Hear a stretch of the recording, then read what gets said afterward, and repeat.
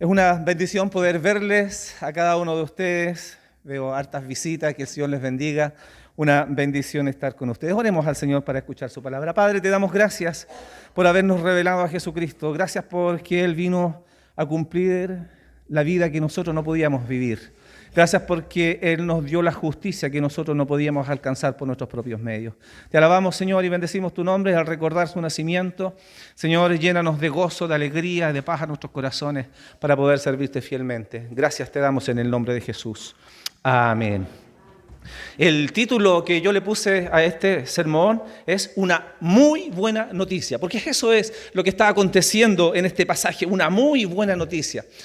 ¿Cuál es su reacción cuando nosotros hemos recibido una noticia que quizás por tiempo hemos estado esperando? Y cuando de pronto recibimos esta gran noticia, ¿cierto? Que nos alegramos, nos asombramos, nos emocionamos, tal vez lloramos del asombro, de la emoción, porque esta noticia nos ha llenado de algún modo de gozo, de alegría y de regocijo. Y me trae a la mente cuando Katy estaba esperando a Noelia y al fin llegó el día de su nacimiento. Y yo me recuerdo que vi a Noelia por primera vez salir de la guatita de su mamá. Fue una mezcla de emociones, de sentimientos, una alegría indescriptible, múltiples emociones de esperar por algún tiempo la llegada de un ser pequeñito a este mundo. Imaginémonos entonces ahora a estos humildes pastores en medio de la noche, cuidando sus rebaños, cuidando de sus ovejas, ahí por las cercanías de Belén. Seguramente esperaban ellos una noche normal, una noche ordinaria, como todas las otras noches. Pero de pronto se aparece este ángel, quien les da una noticia de parte de Dios. Esta noticia que desde el Génesis 3:15 ellos habían estado esperando, que de una mujer vendría un Salvador, que de una mujer vendría aquel que aplastaría la cabeza de las serpientes. Siglos de espera. Y ahora reciben esta maravillosa noticia que han anhelado, que han esperado por tanto tiempo. Ha llegado la hora, como en un programa de televisión decía, llegó el momento. Y llegó este momento en que ellos reciben esta hermosa noticia. ¿Se imaginan a estos pastores la alegría, las emociones, cuántas emociones juntas? Bueno, la palabra nos dice que se aterrorizaron por la noticia. Se aterrorizaron porque vieron la gloria de Dios. Bueno, el Evangelio de Lucas, él relaciona los acontecimientos del nacimiento de Jesús con la historia mundial. Hace una relación con ello. Por ejemplo, nombra a quién es el rey de turno, nombra a quién es el sacerdote que está en ese tiempo administrando el templo. Y esto posiciona el nacimiento de Jesús, de nuestro Señor, en un punto exacto en la historia universal. No es un cuento, sino lo que quiere estar reflejando Lucas, que es una historia real. Esto sucedió verídicamente. La obra de Lucas está dirigida especialmente a una audiencia que no era la judía tradicional, sino a aquellos que no son judíos y los que estaban interesados de alguna manera y familiarizados con la situación política de aquel tiempo. En aquel tiempo Palestina vivía bajo el gobierno del Imperio Romano. Augusto César, el primer emperador romano, estaba a su cargo de todo este gran imperio. Estas autoridades romanas que se consideraban dioses, ellos literalmente creían que eran dioses, se ponen en contraste con el bebé de este pesebre, con este niñito que nace en este pesebre, porque en realidad ellos se creían dioses, pero en realidad en este pesebre Dios estaba ahí, Dios hecho carne, el verdadero Dios había nacido en este pesebre. Por otro lado, el censo romano, los gobernadores romanos instauran este censo, llaman al censo y se lleva a cabo como una ayuda generalmente para reclutar personas para el ejército romano, pero también para recaudar impuestos. Ese era el objetivo principal del censo. Los judíos, ¿cierto?, tenían ciertos privilegios y no tenían que servir en el ejército romano, pero no podían evitar pagar sus impuestos. No podían eludir estos impuestos. Y en todos estos acontecimientos nosotros podemos ver, y se deja ver en el pasaje, la soberanía de Dios. y que Dios siempre está al control de todas las situaciones, de todas las cosas en la historia. Él siempre está al control.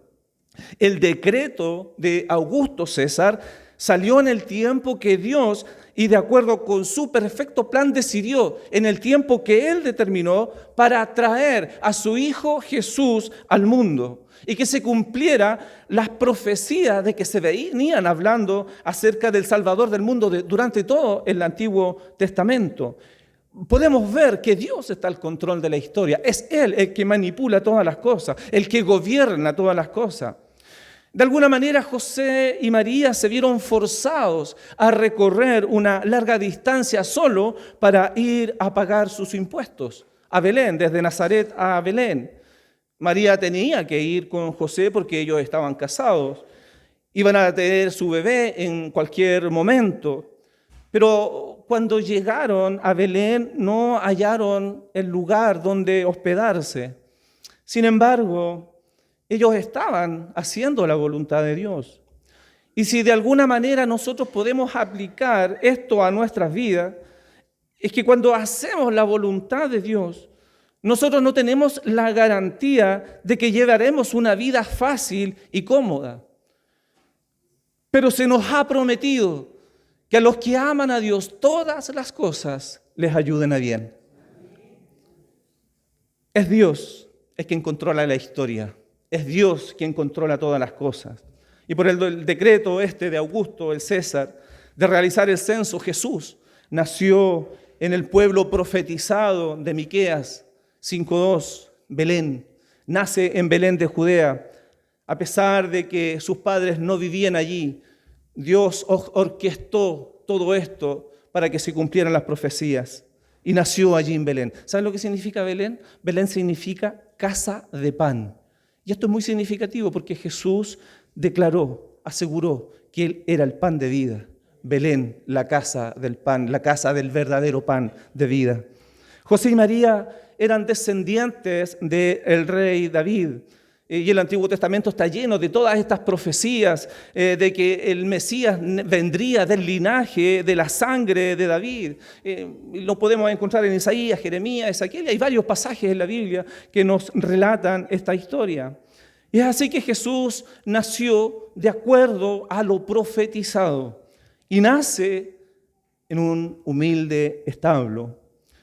En aquellos tiempos los establos eran cavados en cuevas, eran hechos en la roca, depósitos hechos en la roca, no es como los que vemos generalmente en las tarjetitas de Navidad, una casita de pajita, de maderita. Generalmente los establos eran hechos en medio de la roca, donde daban de comer a los animales. Los alrededores de estos establos eran oscuros, porque estaban dentro de la roca, sucios porque estaban los animales, era maloliente porque se les daba la comida ahí a los animales. No era el ambiente que los judíos esperaban para el nacimiento de un gran rey, para el nacimiento del Mesías que ellos esperaban. Ellos pensaban que el Mesías prometido nacería en un ambiente real, un ambiente lleno de lujos, de comodidades. Sin embargo, no debemos limitar a Dios con nuestras expectativas, porque nosotros pensamos que Dios va a obrar de alguna manera, pero Él obra como Él quiere. Él obra donde realmente se necesita. Él envía la luz allí en medio de la oscuridad, en medio del pecado, en lo sucio del mundo. Ahí nació la luz del mundo. Lucas narra que el acontecimiento de Jesús se le anunció entonces a estos pastores de aquella región de Belén. Y estos pastores tal vez eran los que abastecían los corderitos para el sacrificio allí en el templo, ofrecidos para el perdón de los pecados. Y el ángel invita a estos pastores a recibir a este Cordero de Dios. Invitan a recibir este nuevo Cordero que de alguna manera ellos estaban familiarizados con sus rebaños porque criaban sus corderitos y entregaban los corderitos para el perdón de los pecados. Pero ahora es mucho más significativo porque el verdadero Cordero de Dios que quitaría el pecado no por un año, sino para siempre, que pondría remedio al pecado. Así que los ángeles invitan a los pastores a conocer este Cordero Santo. Y también es una invitación para conocer al buen pastor, quien apacentará a su rebaño escogido. Y podemos ver en este pasaje, de los versículos 8 al 9, y podremos ver que esta gran noticia, hay una gran revelación. Y es que el ángel da la noticia a estos humildes pastores. Y yo me hago la pregunta, ¿pero por qué a pastores? ¿Por qué el Señor escogió a estos pastores? ¿Por qué no escogió a los reyes, a los gobernantes? ¿Por qué no a los fariseos, a los sacerdotes, a los escribas? ¿Por qué a los pastores? ¿Por qué no a los grandes? En aquellos tiempos el ser pastor era un trabajo indigno. Los pastores eran menospreciados.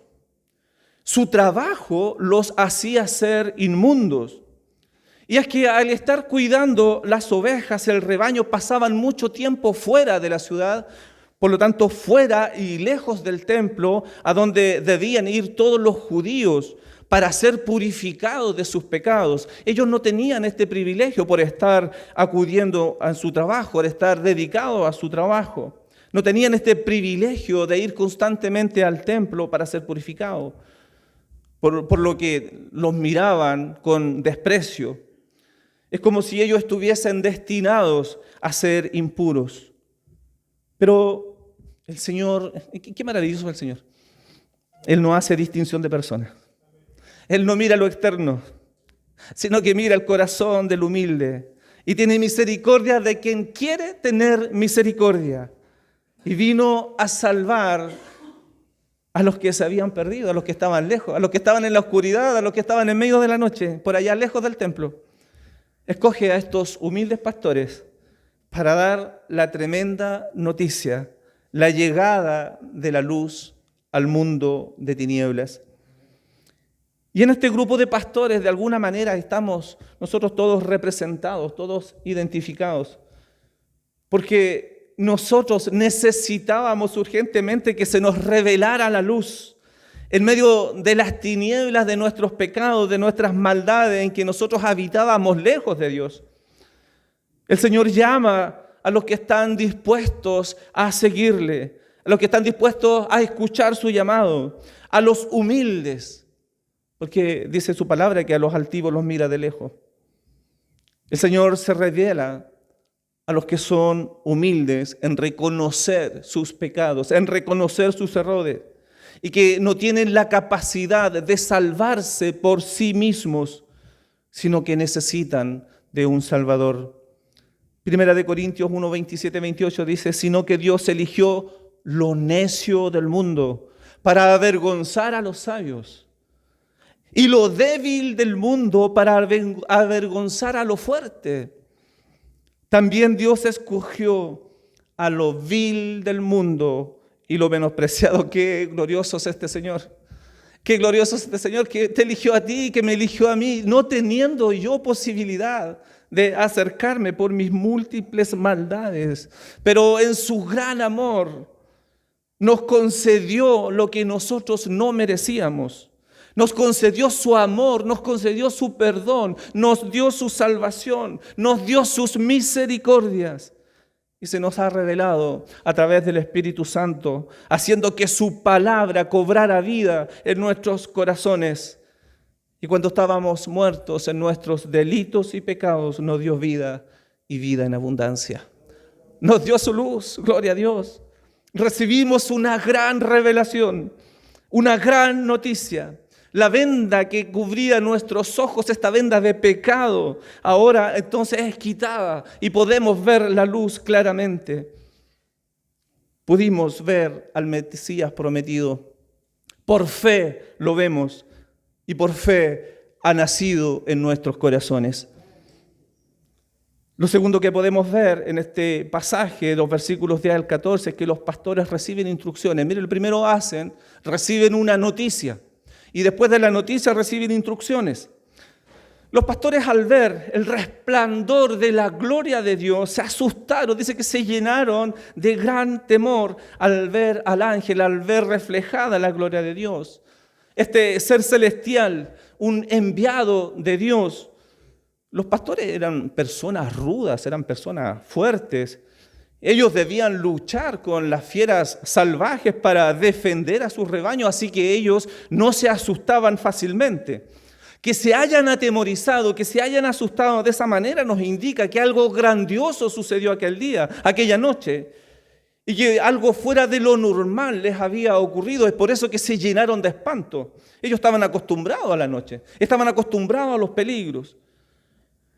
Pero como estos pastores eran discriminados y pocos tomados en cuenta, a ellos muchas veces no le creían sus testimonios. Es por eso que si un pastor tenía que declarar frente a un juez, dar algún tipo de declaración, su declaración no era validada, porque no eran tomadas en cuenta, eran despreciados.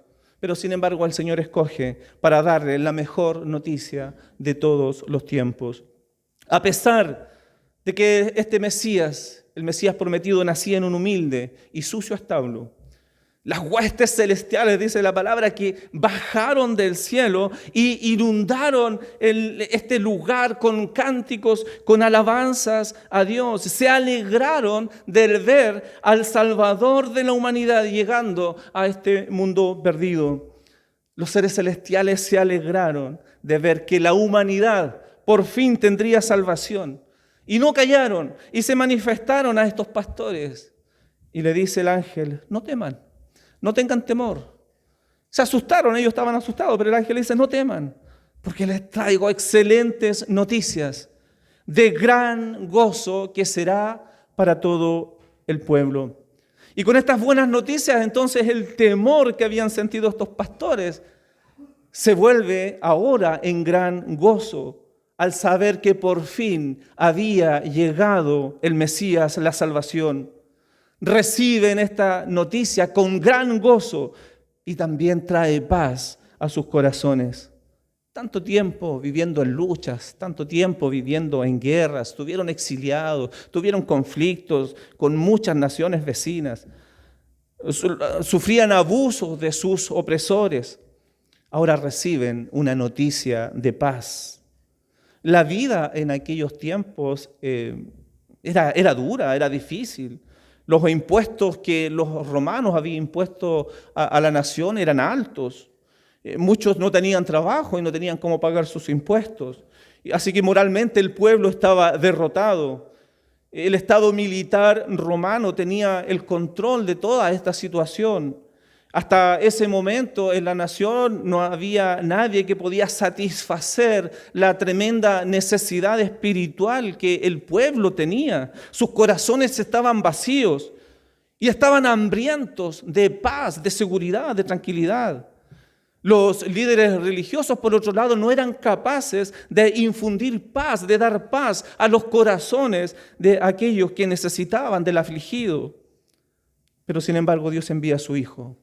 Y los ángeles rebosan de alegría al saber que la humanidad ahora tiene las puertas abiertas y el camino despejado para llegar a Dios a través de la llegada de Jesucristo, el Hijo de Dios hecho carne. Después de esta maravillosa noticia, el ángel le da ciertas instrucciones y precisas a los pastores y le dicen que ellos le dicen lo que deben hacer. Hallarán al niño envuelto en pañales, acostado en un pesebre. Así que los envía a ver este gran acontecimiento. Hoy no son los ángeles que siguen proclamando este mensaje. No son los ángeles que traen el mensaje de gran gozo y paz. Se le ha dado a la iglesia esta responsabilidad de anunciar a Cristo. A pesar de las dificultades, la iglesia sigue dando a conocer el Evangelio. A través del tiempo y de los siglos, la iglesia sigue caminando.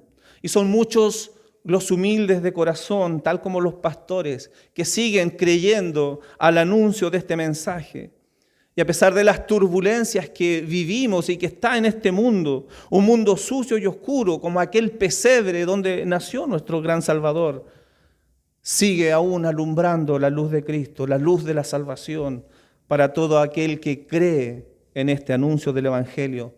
Y este anuncio, en medio de las tribulaciones de este mundo, trae gozo, trae paz al corazón, porque por fin hemos logrado una salvación que nosotros no merecíamos y que no podíamos alcanzar. El Evangelio.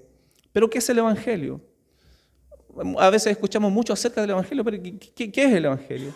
El Evangelio son las buenas noticias acerca de Jesús. Es saber que Jesús va a cada persona. Es saber que Jesús está ahí para todas las personas, tanto para el rico, para el pobre. Él llega a quien quiera reconocerle, a quien tenga un corazón humilde y deseoso de conocerle. No importa quién sea, Él llega a todos. No importa lo que haga, no importa su condición. Cualquiera puede tener a Jesús en su vida. No pienses que necesitas tener cualidades especiales, cualidades extraordinarias, talentos extraordinarios. Solo necesitas tener un corazón humilde. Y Él lo acepta tal y como tú eres. Él no hace distinción de personas. Él te acepta tal como tú estás. No tienes que hacer nada. No tienes que probarle nada a Dios. Él te acepta tal como tú estás. Tan solo que tienes que venir a Él con un corazón humillado. Esa es la única condición. Un corazón humillado y sensible. Él se encargará después del resto de transformarte, de guiarte y de transformarte en un hombre de bien o mujer de bien. Este pasaje, este mensaje aún está vigente. Y aún tenemos las instrucciones claras que la iglesia de Cristo debe seguir. Si queremos tener paz en un mundo convulsionado, si queremos llenarnos de gran gozo y experimentar este gozo que da servir a Cristo, para eso tenemos que tener un corazón humilde, para reconocer a Jesucristo y que no podemos alejarnos de nuestras maldades por nuestros propios medios. Necesitamos urgentemente un Salvador. Todo aquel que se siente agobiado, sin gozo y desesperado, necesita a Cristo, pero necesita reconocerle. Necesita que Jesús nazca en su corazón. Necesitas un Salvador. Lo segundo es seguir las instrucciones dadas por el Señor en su palabra. No son opcionales. El Señor nos llena de instrucciones aquí en la Biblia, que no están por si yo las quiero hacer o no. No son opciones, son deberes que debemos seguir y la iglesia debe seguir las instrucciones. Si verdad anhela la vida eterna, si el verdadero creyente anhela la vida eterna, si en verdad quiere ver a su Salvador, si en verdad quiere estar en los brazos de su Salvador algún día, debe seguir las instrucciones que el Señor dejó aquí en la Biblia, claras y precisas. El mensaje es único: arrepiéntete de tus pecados y ven a Jesús humillado y arrepentido, porque un corazón humillado no despreciará el Señor. Instrucciones, son las instrucciones que debemos seguir. En tercer lugar, estos pastores obedecen las instrucciones que le dan los ángeles, versículos del 15 al 20. Después de este espectáculo celestial que vieron estos pastores, ellos se deciden y dicen: vamos entonces, vamos a Belén. Ellos estaban a cierta distancia de la ciudad de Belén porque estaban cuidando sus rebaños en medio de las montañas, en los campos. Así que se apresuraron ahora a ir a ver este grandioso mensaje, este grandioso acontecimiento que el ángel les había anunciado. Y dejaron sus rebaños allí donde estaban y fueron en busca del Hijo de Dios. Y dice el versículo 16 que hallaron al niño. Y este verbo es muy importante, hallaron. Porque si lo hallaron es porque primero tuvieron que buscar. Así que, ¿qué hicieron ellos? Y si tuvieron que hacer un trabajo, tuvieron que buscar, tuvieron que salir y buscar al niño. Si bien es cierto, el ángel les dio las instrucciones claras, ellos tuvieron que hacer un trabajo de buscar las señales para encontrar al niño de quien se les estaba hablando.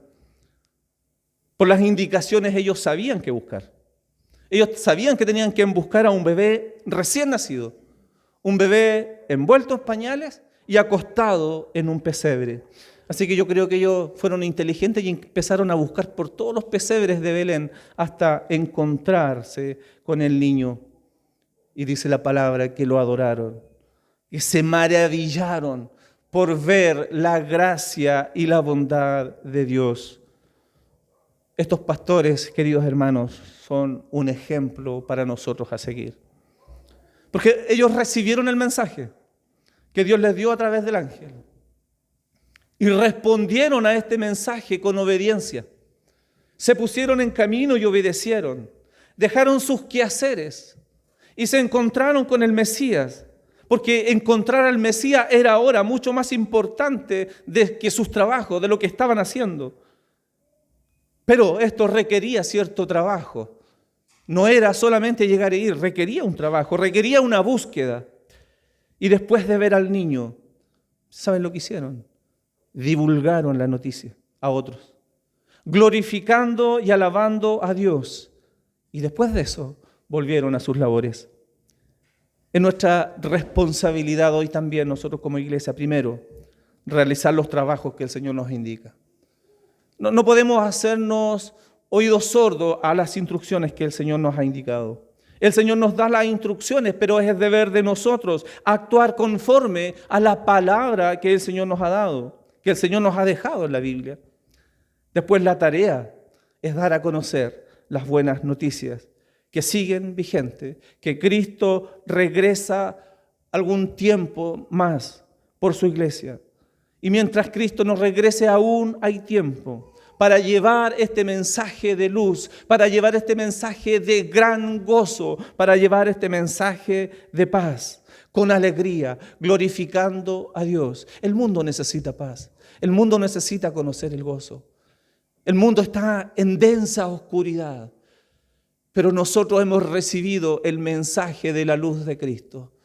Es nuestra responsabilidad como iglesia, como creyente, ir allí en medio de la oscuridad y presentar la luz de Cristo para aquellos que están agobiados, para aquellos que están tristes, para los que están enfermos, para los que están necesitados, puedan ver la luz y en medio de la gran tribulación que pueden estar viviendo y en medio de la gran desesperación que pueden estar viviendo, al oír el mensaje de gozo y paz, se transformará en gozo y paz. Entonces ya las circunstancias van a pasar a segundo lugar, porque encontraron el mensaje de salvación, que Cristo vino a nacer, a vivir una vida y también a morir por ellos.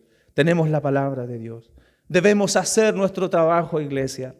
Debemos publicar estas buenas noticias, porque todo lo que ha acontecido de acuerdo, está escrito en su palabra.